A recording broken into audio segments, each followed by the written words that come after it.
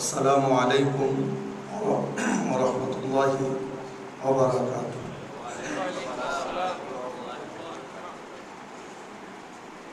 আলহামদুলিল্লাহ নাহমাদুহু ওয়া নাস্তাঈনুহু ওয়া নাস্তাগফিরুহু ওয়া নাউযু বিল্লাহি মিন শুরুরি আনফুসিনা ওয়া মিন সাইয়্যাতি আ'মালিনা মান ইয়াহদিহিল্লাহু ফালা মুদিল্লা লাহু ওয়া মান ইউদ্লিল ফালা হাদিয়া লাহু وأشهد أن لا إله إلا الله وحده لا شريك له وأشهد أن محمدا عبده ورسوله. قال الله تعالى في كلامه المجيد: أعوذ بالله من الشيطان الرجيم. يا أيها الذين آمنوا أطيعوا الله وأطيعوا الرسول ولا تبطلوا أعمالكم. وقال النبي صلى الله عليه وسلم: صلوا كما رأيتموني أصلي. দারুল হুদা আল জামিয়া আল ইসলামিয়া মাদ্রাসা কর্তৃক আয়োজিত অধ্যকার ইসলামী সম্মেলনের মহতারাম সভাপতি বন্ধুবর শেখ ডক্টর মুজাফফর বিন মহসিন, উপস্থিত রয়েছেন পাশেই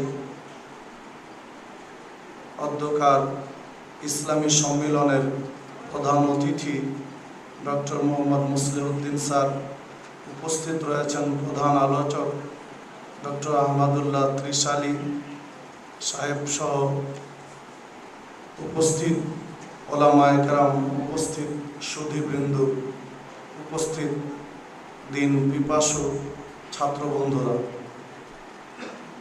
আপনাদের সামনে কোরআন মাজিদের একটি আয়াত তেলাওয়াত করেছি। নবী মুহাম্মদ সাল্লাল্লাহু আলাইহি ওয়াসাল্লামের বাণীর মধ্য থেকে একটি হাদিস উল্লেখ করেছি। এর আলোকে আজকে আমার আলোচনার বিষয় ইসলাম পালনের মূলনীতি,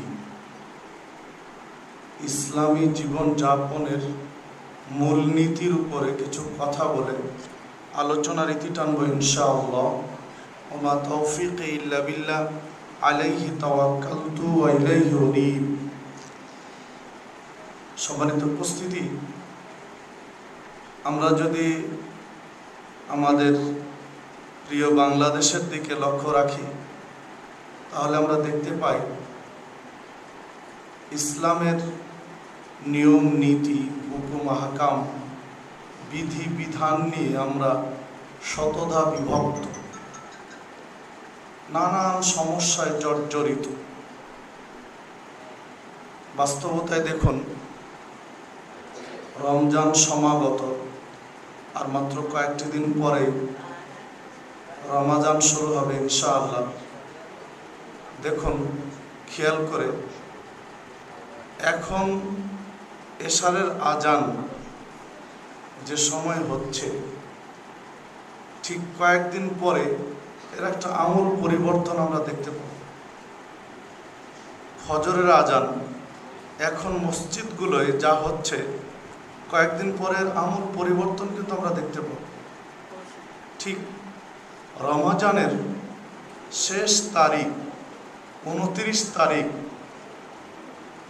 বা রমজান যদি 30 হয় তো 30 রমজানের 29 রমজানের বা 30 রমজানের ফজরের আজানটা আমরা যা দেখতে পাব, একদিন পরেই ফজরের আজানের মধ্যে ডিফারেন্স অনেক বেশি। 1-2 মিনিট নয়, আধা ঘন্টা 40 মিনিটের ব্যবধান হয়ে যায় একদিনের ব্যবধানে। দেখুন, এইভাবে প্রত্যেকটা ইবাদতকে নিয়ে যদি আমরা বিশ্লেষণ করি তাহলে নানান সমস্যা আমাদের দেশে। সালাতের বিষয়ে বলি, সিয়ামের বিষয়ে বলি, হজ্জের বিষয়ে বলি, নানান সমস্যা। তো এই সমস্যাগুলো খুব সহজে কি মূলনীতির উপরে আমরা সমাধান করতে পারি। একজন ব্যক্তি ইসলামের অনেক পাঠ, ব্যাপক একটি সাইড দিক, এত জ্ঞান অর্জন করা আপনার আমার পক্ষে সম্ভব হয়নি, কিন্তু খুব সংক্ষিপ্ত আকারে আমি ইসলামটি একজনের ব্যক্তির কাছে তুলে ধরতে পারব। যে মূলনীতির আলোকে আমি যদি আমার ইবাদতগুলোকে সাজিয়ে নিতে পারি, তাহলে আমি ইনশাআল্লাহ সিরাতে মুস্তাকিমের উপরে থাকতে পারব ইনশাআল্লাহ। এই মূলনীতিগুলো আমরা একটু খেয়াল করব, নিজের অনুধাবন করব এবং বিশ্লেষণ করার চেষ্টা করব ইনশাআল্লাহ। আল্লাহ রাব্বুল আলামিন আজকের এই দ্বীনি বৈঠককে কবুল করুন। আল্লাহ রাব্বুল আলামিন আজকের এই দ্বীনি বৈঠকের সাথে সংশ্লিষ্ট সকল ব্যক্তিকে জান্নাতের ওসিলা হিসাবে কবুল করে নিন। সম্মানিত উপস্থিতি, চলুন ইসলাম মানার জন্য মৌলিক একটা নীতিমালা আমরা মাথায় রাখতে পারি। মূল নীতি হিসাবে দুটি আয়াতকে আমরা নির্বাচন করতে পারি ইসলামের জন্য। ইসলামের সামগ্রিক বিষয়, বড় থেকে ছোট বা ছোট থেকে বড় প্রত্যেকটা বিষয়কে বাস্তবায়নের জন্য দুইটি আয়াতকে সামনে রেখে মূলনীতি হিসাবে মেনে নিয়ে আমি প্রত্যেকটা জিনিসকে আমি ঢেলে সাজাতে পারি। যেমনটি আল্লাহ রাব্বুল আলামিন কুরআন মাজিদের সূরা হাশর 7 নম্বর আয়াতে উল্লেখ করেছেন, ওমা আতাকুমুর রাসূল ফাখুদুহু, যা আমাদের পরিচিত আয়াত প্রায় সকলেরই। মা আতাকুমুর রাসূল, রাসূল যা দেন, রাসূল যা নিয়ে এসেছেন, ফাখুদুহু সেটা তোমরা আঁকড়িয়ে ধরো, ওমা নাহাকুম আনহু ফান্তাহু, আর তিনি যা নিষেধ করেন সেটা ছেড়ে দাও। তিনি যা নিষেধ করেন সেটা প্রত্যাখ্যান করো, বর্জন করো। ওয়াত্তাকুল্লাহ, তোমরা আল্লাহকে ভয় করো।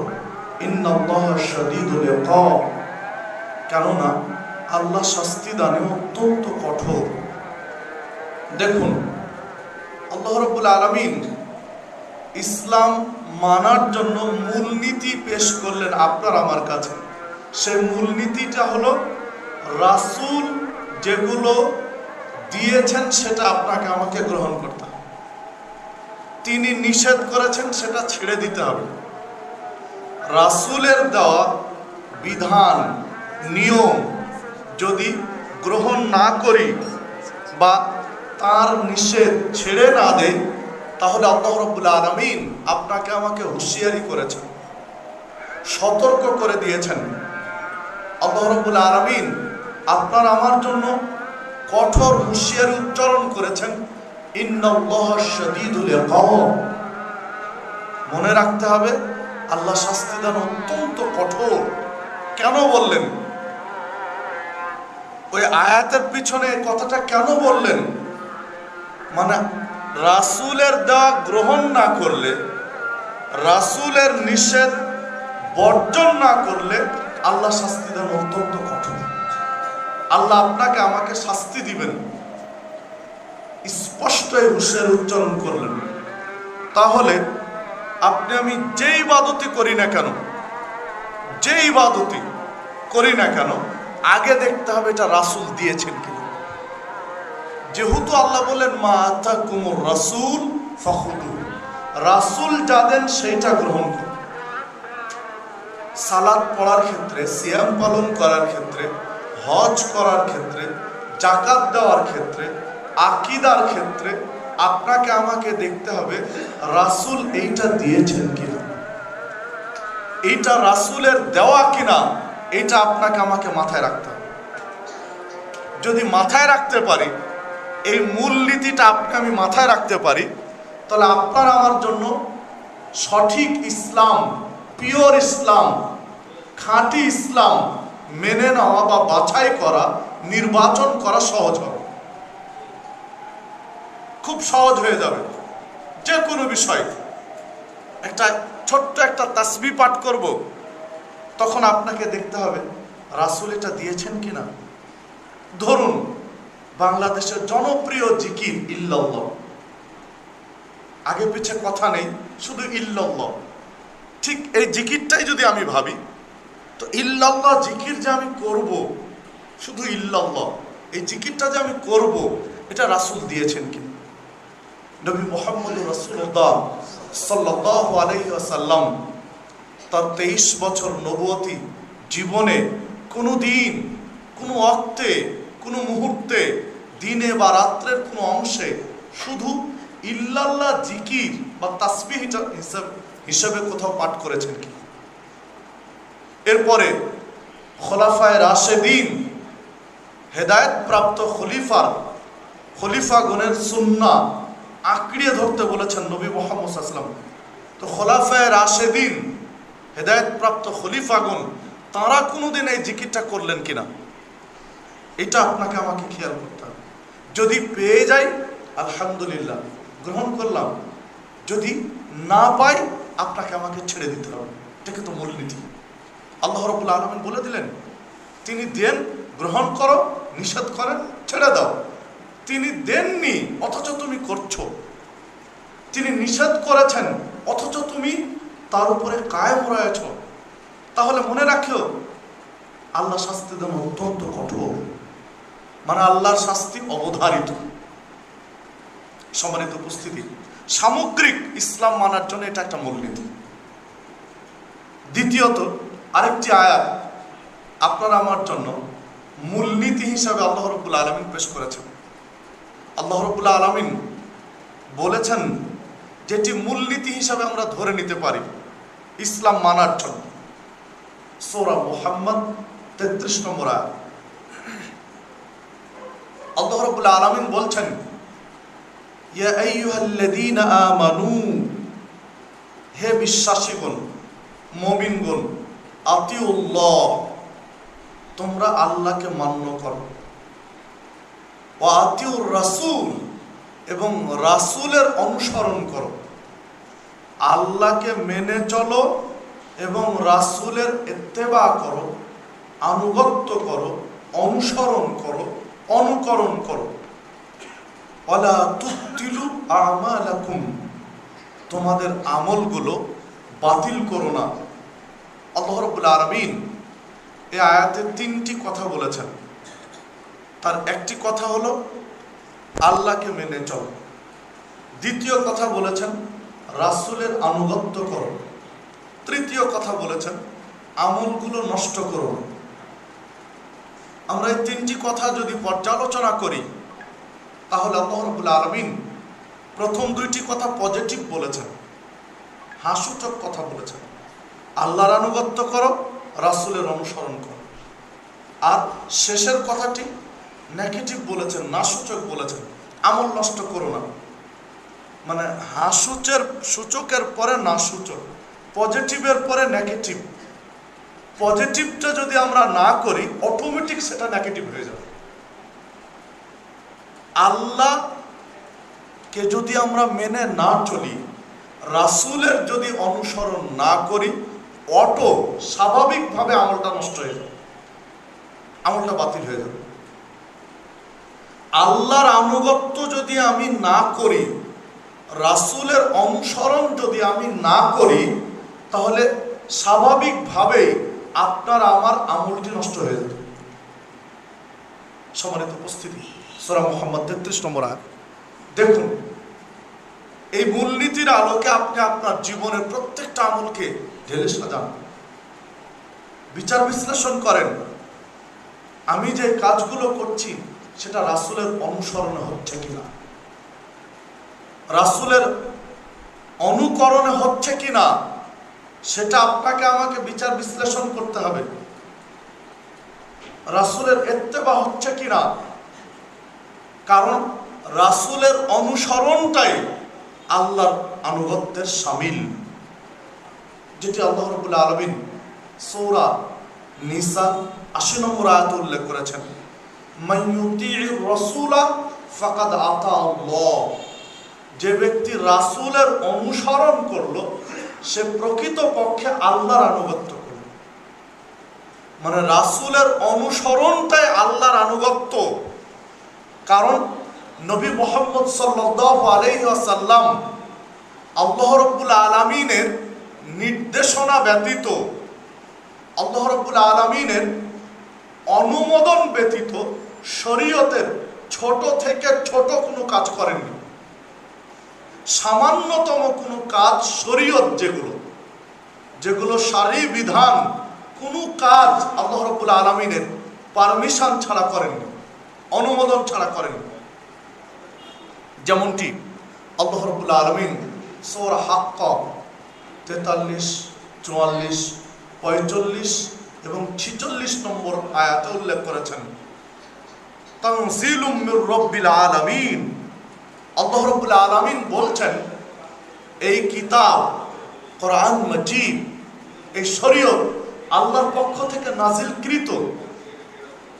ওয়ালাউ তাকাওয়ালা আলাইনা বাদাল আকাওয়িল, যদি নবী মুহাম্মদ সাল্লাল্লাহু আলাইহি ওয়াসাল্লাম তার নিজের কোনো কথা শরীয়ত হিসাবে প্রচার করতেন, বলতেন, আল্লাহ রাব্বুল আলামিন শরীয়ত দেননি, অথচ রাসূল মুহাম্মদ সাল্লাল্লাহু আলাইহি ওয়াসাল্লাম নিজের কথা চালিয়ে দিচ্ছেন শরীয়ত হিসাবে, কোরআন হিসাবে, বিধান হিসাবে। আল্লাহ রাব্বুল আলামিন বলছেন, লা আখাযনা মিনহু বিল ইয়ামিন, আমি তার ডান হাত ধরে ফেলতাম। সুম্মা লা কাতানা মিনহুল ওয়াতিন, এরপরে তার শিরা উপশিরাগুলো, গ্রীবাগুলো, ধমনীগুলো আমি বিচ্ছিন্ন করে দিতাম। নবী মুহাম্মদ সাল্লাল্লাহু আলাইহি ওয়াসাল্লাম আল্লাহর নির্দেশনা ব্যতীত যদি কোনো জিনিস চালিয়ে দিতেন এই শরীয়তের মধ্যে, আল্লাহর ডান হাত ধরে নবী মুহাম্মদ সাল্লাল্লাহু আলাইহি ওয়াসাল্লামের শিরা উপশিরাগুলো শরীর থেকে বিচ্ছিন্ন করে দিতেন। আল্লাহ রাব্বুল আলামিন রাসূলুল্লাহ সাল্লাল্লাহু আলাইহি ওয়াসাল্লামের শিরা উপশিরা বিচ্ছিন্ন করেননি। এই কথার অর্থই দাঁড়ায় যে নবী মুহাম্মদ সাল্লাল্লাহু আলাইহি ওয়াসাল্লাম শরীয়ত হিসাবে নিজের কোনো কথা পেশ করেননি। শরীয়ত হিসাবে উম্মাকে যা দিয়েছেন সেটা আল্লাহ রাব্বুল আলামিন নির্দেশে দিয়েছেন। আল্লাহ রাব্বুল আলামিনের অনুমোদন সাপেক্ষেই দিয়েছেন। এই জন্য নবী মুহাম্মদ সাল্লাল্লাহু আলাইহি ওয়াসাল্লামের অনুসরণই আল্লাহর আনুগত্য। তার অনুসরণ করাটাই হচ্ছে আল্লাহর আনুগত্য। যে কোনো বিষয়, যে কোনো ইবাদত করার সময় আপনাকে দেখতে হবে এটা রাসূলের অনুসরণে হচ্ছে কিনা, রাসূল এটা দিয়েছেন কিনা, রাসূল এই পদ্ধতি দিয়েছেন কিনা, রাসূলের অনুসরণে হচ্ছে কিনা, এটা আপনাকে আমাকে দেখতে হবে। মূলনীতি, মৌলিক, প্রত্যেকটা ক্ষেত্রে, ইসলামের প্রত্যেকটা বিধানের ক্ষেত্রে, ইসলামের প্রত্যেকটা নীতির ক্ষেত্রে আল্লাহর আনুগত্যের পাশাপাশি রাসূলের অনুসরণ, রাসূলের দেওয়া, এর আলোকে যদি আপনি আমি ঢেলে সাজাতে পারি, তাহলে ইনশাআল্লাহ প্রতিটি বিষয় কোরআন এবং সুন্নাহর আলোকে হবে। এইবার আমরা পাট পাট করে যদি ইসলামের অন্যান্য ইবাদতগুলো বিশ্লেষণ করি, তাহলে এবার মূল নীতি তো প্রত্যেকটা ক্ষেত্রে এই দুইটি আয়াত থেকে পেয়ে গেলাম। রাসূলের দেওয়া, আল্লাহর আনুগত্য এবং রাসূলের অনুসরণের আলোকে প্রত্যেকটা বিধান ঢেলে সাজাতে হবে। এবার আমরা পাট পাট করে যদি প্রত্যেকটা ক্ষেত্রে আসি, তাহলে আপনাকে আমাকে প্রথমত স্বীকৃতি, বিশ্বাসের ক্ষেত্রে আকীদায় আসতে হবে। একজন ব্যক্তির আকীদা হচ্ছে মূল, সর্বপ্রথম যেটা প্রয়োজন সেটা হচ্ছে আকীদা, এরপরে আমল। যার আকীদায় ত্রুটি তার আমল ফলপ্রসূ হবে না, কারণ আকীদাটা মূল। আমলের আগে আকীদা প্রয়োজন, বিশ্বাস প্রয়োজন। আমি যদি রবকে বিশ্বাস না করি, রবকে বিশ্বাসের ক্ষেত্রেই যদি আমি সন্দিহান হই, তাহলে আমার আমল দিয়ে কি লাভ হবে? দেখুন, আন আবি হুরায়রা রাদিয়াল্লাহু আনহু قال قال رسول الله صلى الله عليه وسلم আবু হুরায়রা রাদিয়াল্লাহু আনহু বলছেন, রাসূলুল্লাহ সাল্লাল্লাহু আলাইহি ওয়াসাল্লাম বলেছেন, ইন্নাল্লাহা লা ইয়ানজুরু ইলা সুওয়ারিকুম ওয়া আমওয়ালিকুম। আল্লাহ রাব্বুল আলামিন তোমাদের কারো চেহারার দিকে দেখেন না, কারো সৌন্দর্যের প্রতি খেয়াল করেন না, লক্ষ্য করেন না। কার চেহারা কত সুন্দর, কার অবয়ব কত চমৎকার, আকর্ষণীয়, এইটা আল্লাহ লক্ষ্য করেন না। কার সম্পদ কত বেশি, কার বিত্ত বৈভব, ব্যাংক ব্যালেন্স, টাকা পয়সা কত বেশি, এইটা আল্লাহ দেখেন না। ওয়ালাকিন, কিন্তু আল্লাহ দেখেন, ইয়ানজুরু ইলা কুলুবিকুম ওয়া আমালিকুম। আল্লাহ দেখেন তোমাদের কলব, অন্তর। আল্লাহ তোমাদের অন্তরটা দেখেন আর তোমাদের আমলটা দেখেন। আল্লাহ রাব্বুল আলামিন মূলত মানুষের দুইটি জিনিস দেখেন, তার কলব, অন্তর, তার হৃদয় জগৎ, বিশ্বাসের জগৎ এবং তার আমল। সম্মানিত উপস্থিতি, হাদিসটি পাওয়া যাবে সহিহ বুখারীর মধ্যে, সহিহ মুসলিমের মধ্যে 6708 নম্বর হাদিস সহিহ মুসলিমের। যে কথা বলছিলাম, এইখানে আল্লাহ রাসূল সাল্লাল্লাহু আলাইহি ওয়াসাল্লাম দুইটি শব্দ বললেন, আল্লাহ মানুষের কলব দেখেন আর আমল দেখেন। তাহলে আগে কলব, তারপরে আমলের কথা বললেন। আগে হৃদয়ের কথা, বিশ্বাসের কথা, মানে আকীদার কথা, এরপরে আমলের কথা বললেন। মানে আগে বিশ্বাস, তারপরে আমল। এই জন্যই একজন অমুসলিম যখন ইসলাম গ্রহণ করেন, তখন তাকে প্রথম সালাতের দাওয়াত দেওয়া হয় না, সিয়ামের দাওয়াত দেওয়া হয় না, হজ্জের দাওয়াত দেওয়া হয় না, জাকাতের দাওয়াত দেওয়া হয় না। প্রথম তাকে শাহাদাতের দাওয়াত দেওয়া হয়। প্রথম তাকে কালেমায়ে শাহাদাত পাঠ করানো হয়, মানে তার স্বীকৃতি, বিশ্বাসটা আগে জন্মানো হয়। যখন সে স্বীকার করে নিল আল্লাহ রাব্বুল আলামিনের ওয়াহদানিয়াতকে, একত্বকে, আল্লাহ রাব্বুল আলামিন একক, অদ্বিতীয়, তার কোনো শরীক নেই, নবী মুহাম্মদুর রাসূলুল্লাহ সাল্লাল্লাহু আলাইহি ওয়াসাল্লাম আল্লাহর বান্দা এবং রাসূল, এই বিশ্বাস যখন করে নিল, এই স্বীকৃতি যখন মনে প্রাণে দিল, তখন তাকে নসিহত করা হয় সালাত, সিয়াম, হজ, জাকাত, তাসবিহ, তাহলিল, জিকির, আজকার, অন্যান্য বিষয়। মানে আগে আকীদা, মানে আগে বিশ্বাস, তারপরে আমল। এই জন্য আপনার আমার বিশ্বাসটাও ক্লিয়ার হতে হবে, পরিষ্কার হতে হবে, ফ্রেশ হতে হবে। দেখুন, আল্লাহ রাসূল সাল্লাল্লাহু আলাইহি ওয়াসাল্লাম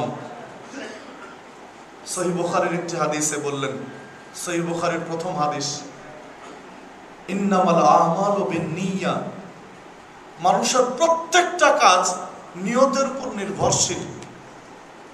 আমি আল্লাহকে বিশ্বাস করি, মূলনীতি, আকীদার ক্ষেত্রে, বিশ্বাসের ক্ষেত্রে এগুলো মূলনীতি। প্রত্যেকটা বিষয় মানুষের নিয়তের উপর নির্ভর করে। ধরুন, আমি সালাত আদায় করলাম, আমি ওযু ঠিক মতো করেছি, আমি সালাতও ঠিক মতো আদায় করলাম, রাসূলের তরিকায় করলাম, সবই ঠিক আছে, কিন্তু আমার নিয়তটা ঠিক নেই। আমি লৌকিকতার জন্য, স্রেফ প্রদর্শনের জন্য, মানুষের সুনজরে, সুদৃষ্টি কাড়ার জন্য আমি সালাতটা আদায় করেছি। আমি সমাজের একজন গুরুত্বপূর্ণ ব্যক্তি, একসাথে সবাই মিলে আছি, একসাথে কোনো একটা বৈঠকে বা কোনো কোথাও ছিলাম, সালাত টাইম হয়ে গেছে, আজান হয়েছে, এখন সবাই যাচ্ছে, আমি যদি না যাই তাহলে কেমন হয় ইত্যাদি। আমি স্রেফ শোডাউন, প্রদর্শনের জন্য সালাতে গেলাম, সালাত পড়লাম রাসূলের তরিকায়, রাসূলের পদ্ধতিতে, রাসূলের সিস্টেম অনুযায়ী, কিন্তু আমার নিয়তের সমস্যা আছে, আমার আকীদায় সমস্যা আছে। তাহলে এই সালাত আমার জন্য কতটুকু ফলপ্রসূ, এই সালাত আমার জন্য গ্রহণীয় হবে, তা হাদিসে বোঝা যায় না। কারণ আল্লাহ রাসূল সাল্লাল্লাহু আলাইহি ওয়াসাল্লাম এই হাদিসে বললেন, কোনো ব্যক্তি যদি আল্লাহ এবং তার রাসূলের ভালোবাসার জন্য, সন্তুষ্টির জন্য হিজরত করে, তাহলে তার হিজরত সেদিকেই হবে যার জন্য সে হিজরত করেছে। আর কোনো নারীকে বিয়ে করার জন্য হিজরত করলে তার হিজরত সেদিকে হবে যার জন্য সে হিজরত করেছে, সে নারীকেই পাবে, ওইখানে কোনো নেকি থাকবে না। তাহলে আমার সালাতটা যদি প্রদর্শনীমূলক হয়, তাহলে আমি প্রদর্শনী, মানুষের সুদৃষ্টি, সেটাই পাবো, অন্য কিছু আর পাবো। এই জন্য আপনার আমার আকীদা, বিশ্বাসটা পরিষ্কার হতে হবে। দেখুন, সহিহ বুখারীর 1397 নম্বর হাদিস, একজন গ্রাম্য মানুষ নবী মুহাম্মদ সাল্লাল্লাহু আলাইহি ওয়াসাল্লামের কাছে এসে যখন জিজ্ঞাসা করলেন, দুল্লানি আলা আমালিন ইদা আমিলতুহু দাখালতুল জান্নাহ, হে নবী মুহাম্মদ সাল্লাল্লাহু আলাইহি ওয়াসাল্লাম, আপনি আমাকে এমন কিছু আমলের কথা বলুন যে আমল করলে আমি নিশ্চিত জান্নাতে যাব। ইদা আমিলতুহু, যদি আমি আমল করি, দাখালতুল জান্নাহ, আমি জান্নাতে যেতে পারবো, এই রকম আমল বলুন, আমি আমল করব, জান্নাতে যাব, এই আমলগুলো বলুন। ক্বালা, তখন আল্লাহ রাসূল সাল্লাল্লাহু আলাইহি ওয়াসাল্লাম বললেন, তা'বুদুল্লাহ লা তুশরিকু বিহি শাইয়্যা, তুমি সির্ফ আল্লাহর জন্যই ইবাদত করবে এবং তার সাথে কাউকে শরীক করবে না। লোকটি জানতে চাইলেন, এমন ইবাদত বলুন যে ইবাদত করলে জান্নাতে যাব। নবী মুহাম্মদ সাল্লাল্লাহু আলাইহি ওয়াসাল্লাম বলছেন, তুমি সির্ফ ইবাদত করবে আল্লাহর জন্য, তোমার ইবাদতের কেন্দ্রবিন্দু হবে আল্লাহর সন্তুষ্টি, ইবাদতের মূল লক্ষ্যই হবে আল্লাহর সন্তুষ্টি, এবং কোনো ক্রমে, কোনোভাবেই ইবাদতে যেন শিরিক না হয়ে যায়, আল্লাহর অংশীদার স্থাপন না হয় কোনোভাবে, এই বিষয়ে সতর্ক থাকবে। মানে তার বিশ্বাস, আকীদাতে আঘাত করলেন, তোমার বিশ্বাসের জগৎ ঠিক করবে আগে। এরপরে বললেন, তুকিমুস সালাতাল মাকতুবা তুআদ্দি যাকাতাল মাফরুদা ওয়া তাসুমু রমাজান, ফরজ সালাত আদায় করবে, ফরজ যাকাত দিবে, ফরজ সিয়াম পালন করবে। লোকটা বললেন, ওয়াল্লাযী নাফসি বিয়াদিহি লা আযিদু আলা হাদা, আল্লাহর কসম করে বলছি, যে আল্লাহর হাতে আমার জীবন রয়েছে, আপনি যা বললেন তার চেয়ে আমি বেশি করব না। ফি রিওয়ায়াতিন ওয়ালা আনকুসু, অন্য বর্ণনায় এসেছে আমি কমও করব না। ফালাম্মা ওয়াল্লা, যখন লোকটা চলে গেল রাস্তা দিয়ে, তখন আল্লাহ রাসূল সাল্লাল্লাহু আলাইহি ওয়াসাল্লাম বলছেন, মান সাররাহু ইয়ানদুরা ইলা রাজুলিন মিন আহলিল জান্নাহ ফালইয়ানদুর ইলা হাদা, তোমরা যারা জান্নাতি কোনো ব্যক্তিকে দেখে আনন্দিত হতে চাও, ফালইয়ানদুর ইলা হাদা, ওই লোকটাকে দেখো যে লোকটা চলে গেল। সম্মানিত উপস্থিতি, এখানে যদি আমরা বিশ্লেষণ করি, লোকটি কিন্তু আমল এখনো শুরু করেননি। হাদিসের দৃষ্টিভঙ্গিতে যেটা পাচ্ছি আমরা, বাচন ভঙ্গিতে যেটা পাচ্ছি, লোকটি আল্লাহ রাসূল সাল্লাল্লাহু আলাইহি ওয়াসাল্লাম যা শিখিয়ে দিয়েছেন তা কিন্তু এখনো শুরু করেননি, স্টার্ট করেননি। কেবল তো লোকটি বলে রাস্তা দিয়ে চলে গেল, ও তো সালাতও পড়ার সময় এখনো হয়নি, শুরু করেননি, সিয়ামও পালন শুরু হয়নি, তার যাকাতও শুরু হয়নি, কিন্তু জান্নাতের ঘোষণা হয়ে গেল। লোকটির আমল কিন্তু স্টার্ট হয়নি, সালাত, যাকাত, সিয়াম কোনো আমলই স্টার্ট হয়নি, অথচ ঘোষণা হয়ে গেল, জান্নাতি লোক দেখলে এই লোকটাকে দেখো। এই ঘোষণাটা কিসের আলোকে হলো? ঘোষণাটা কেন হলো? জান্নাতের ঘোষণা কেন পেয়ে গেল অথচ আমল শুরু হয়নি? এখানেও যদি আমরা আসি, তাহলে আমরা বলতে পারি আকীদার কারণ, তার বিশ্বাসের কারণ। কারণ লোকটি একটা স্বীকৃতি দিয়েছে, হৃদয় থেকে একটা স্বীকৃতি দিয়েছে, লা আযিদু আলা হাদা ওয়ালা আনকুস, আপনি যা বললেন আমি তাই করব, কমও করব না, আমি বেশিও করব না, এই স্বীকৃতি দিয়েছে। সির্ফ এই স্বীকৃতির কারণে তার ঘোষণা হয়েছে। কারণ নবী মুহাম্মদ সাল্লাল্লাহু আলাইহি ওয়াসাল্লাম অগ্রিম আল্লাহ রাব্বুল আলামিন যদি নির্দেশ না দেন যে ওই লোকটা জান্নাতি, নবী মুহাম্মদ সাল্লাল্লাহু আলাইহি ওয়াসাল্লাম বলতে পারবেন না। আল্লাহ রাব্বুল আলামিনের নিকট থেকে সিগন্যাল না পাওয়া পর্যন্ত লোকটি জান্নাতি ঘোষণা নবী মুহাম্মদ সাল্লাল্লাহু আলাইহি ওয়াসাল্লাম দিবেন না। আল্লাহ রাব্বুল আলামিনের কাছে সিগন্যাল পেয়ে কিন্তু দিয়েছেন। আর আল্লাহ রাব্বুল আলামিন মানুষের অন্তর্যামী, হৃদয়ের খবর রাখেন। মানুষ যেটা গোপন রাখে কাউকে জানতে দেয় না, সেটাও কিন্তু আল্লাহ রাব্বুল আলামিন জানেন। যেহেতু তার স্বীকৃতিটা হৃদয় থেকে স্বীকৃতি এসেছে, না এমনিতে উপরে উপরে এসেছে, এটা আল্লাহ রাব্বুল আলামিন ভালো জানেন। আল্লাহ রাব্বুল আলামিন জেনেই কিন্তু জানিয়েছেন। সম্মানিত উপস্থিতি, তাহলে তার আকীদা, তার বিশ্বাস, তার স্বীকৃতির কারণে নবী মুহাম্মদ সাল্লাল্লাহু আলাইহি ওয়াসাল্লাম লোকটিকে জান্নাতি বলে উল্লেখ করলেন, জান্নাতের ঘোষণা দিয়ে দিলেন। তাহলে আপনার আমার জন্য আকীদার ক্ষেত্রে মূলনীতি হবে প্রত্যেকটা ইবাদত, প্রত্যেকটা আমল হবে স্রেফ আল্লাহ সন্তুষ্টির জন্য। হৃদয়ে যেই নিয়ত, হৃদয়ে যে বীজ বপন করেছি বিশ্বাসের, এই বীজটা হবে স্রেফ আল্লাহ সন্তুষ্টির জন্য এবং শিরিক মুক্ত। এই আকীদা বিশ্বাস নিয়ে যদি আমি সামনে বাড়ি, আমার ইবাদতগুলো ঢেলে সাজাই, ইনশাআল্লাহ আল্লাহ রাব্বুল আলামিনের কাছে গৃহীত হবে। এরপরে যদি আমি সালাতের ক্ষেত্রে আসি, সালাত সবচেয়ে গুরুত্বপূর্ণ একটি ইবাদত। বিচারের মাঠে সর্বপ্রথম যে বিষয়ের হিসাব নেওয়া হবে সেটি হচ্ছে সালাত। আউয়ালু মা ইউহাসাবু বিহিল আবদু ইয়াওমাল কিয়ামাতিস সালাত। বান্দার প্রথম হিসাব সালাতের। ফাইন সালাহাত সালাহা লাহু সায়রু আমালি। সালাত যদি শুদ্ধ হয় অন্যান্য আমল সহজ হবে। ওয়াইন ফাসাদাত ফাসাদা লাহু সায়রু আমালি। যদি সালাত ত্রুটিপূর্ণ হয়, অশুদ্ধ হয়, তো অন্যান্য আমল ত্রুটিপূর্ণ হবে। তাবারানী আওসাতের মধ্যে হাদিসটি বর্ণিত হয়েছে, 1859 নম্বর হাদিস। দেখুন, আল্লাহ রাসূল সাল্লাল্লাহু আলাইহি ওয়াসাল্লাম বলেননি যে যদি সালাত পড়ে অন্যান্য আমল ঠিক হবে, যদি সালাত ছেড়ে দেয় অন্যান্য আমল বাতিল হবে, এটা বলেননি।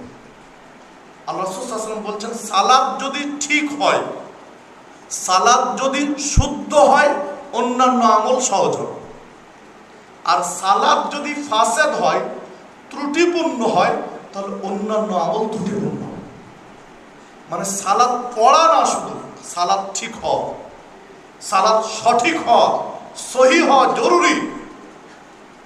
আর সালাতের ক্ষেত্রে মূলনীতি হচ্ছে সহিহ বুখারীর একটি হাদিস, 631 নম্বর হাদিস, সল্লু কামা রাআইতুমুনি উসাল্লি। তোমরা ঠিক ওইভাবে সালাত আদায় করো যেভাবে আমাকে সালাত আদায় করতে দেখছো। আমাকে যেভাবে সালাত আদায় করতে দেখেছো ঠিক সেভাবেই তোমরা সালাত আদায় করো। নবী মুহাম্মদ সাল্লাল্লাহু আলাইহি ওয়াসাল্লাম স্পষ্ট বলে দিলেন। মানে সালাতের মূলনীতি হচ্ছে সালাত হবে নবী মুহাম্মদ সাল্লাল্লাহু আলাইহি ওয়াসাল্লামের তরিকা। নবী মুহাম্মদ সাল্লাল্লাহু আলাইহি ওয়াসাল্লাম যেভাবে সালাত আদায় করেছেন ঠিক সেভাবে আপনাকে আমাকে সালাত আদায় করতে হবে।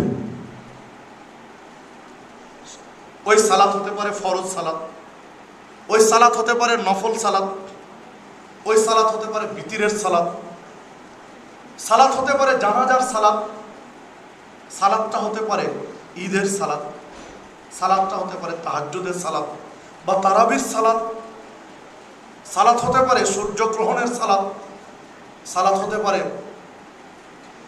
চন্দ্রগ্রহণের সালাত, সালাত হতে পারে বৃষ্টি প্রার্থনার সালাত, এই সালাত হতে পারে কাজায়ে হাজাতের সালাত বা আর কোনো ক্ষেত্রের সালাত।